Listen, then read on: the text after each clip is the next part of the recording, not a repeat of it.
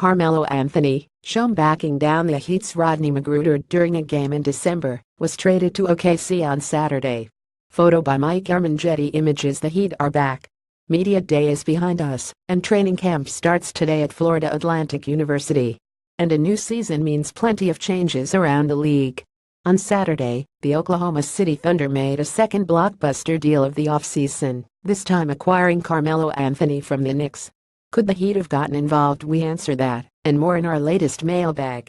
If you weren't able to ask a question, send them in for future mailbags via Twitter to @Anthony Chiang and @TOMDANGEL044. From Chris Shiptrain. OKC didn't give up much for Carmelo Anthony, or even Paul George. Why didn't the Heat go after either player in July? The Thunder acquired George for Victor Oladipo and Domantas Sabonis. On Saturday they parted with Enes Kanter, Doug McDermott and a 2018 second-round pick for Anthony. And although it doesn't seem like much, it would have been difficult for the Heat to get involved with either player. Remember, Miami is limited when it comes to trades, at least for the next few months.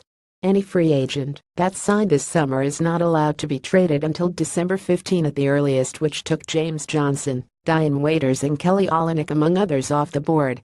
Pat Riley then had to wait, putting together a package of 2 or 3 of his primary players for George, who likely would have been a one-year rental considering his desire to play with the Lakers. George will be a free agent next summer. 33-year-old Anthony, whose style would not have fit into what the Heat preach, and is owed more than $54 million the next 2 seasons. The Heat probably are looking to move Tyler Johnson, who after making $5.8 million this year is on the books for $18.8 million and $19.6 million the next 2 years. But teams like the Pacers and Knicks do not want that contract cutting into their cap either, so it would have been difficult trading Tyler. The Heat were not looking to move Hassan Whiteside or Goran Dragic for players who would have been such a short-term fix. The Heat made the right move by moving on from both players. From Adafata Media. Do you think Olynyk can make a big difference for the Heat? The Heat certainly think so, jumping on Kelly Olynyk and signing him for $50 million over the next 4 years after losing out on Gordon Hayward. Olynyk should be a solid addition. First, the Heat love the way he competes, seeing it 3 or 4 times a year while he was with the Celtics. But he's also a versatile player, one who is 7 foot and has averaged more than 8 rebounds per 36 minutes in his career, and also made 254 threes in 4 years. Olynyk is athletic, and although he has never been known for his defense, the Heat believe he will be just fine defending stretch 4s and centers. Here's what coach Erik Spoelstra had to say this summer about Olynyk. He's a very skilled big that can do a lot of different things.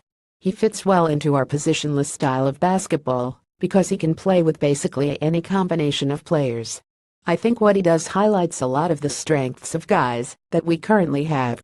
Despite lingering pain from sprained ankle suffered in March, Dion Waiters expects to be full go for camp with arena deemed safe after earthquake. Heat game in Mexico City in December still on as Heat wait on Dwyane Wade's decision. Udonis Haslem says a Wade return would be a dream come true. Heat forward Justice Winslow says President Trump has damaged honor of visiting the White House. Want more Heat news sent directly to your Facebook feed? Make sure to like our Heat Facebook page.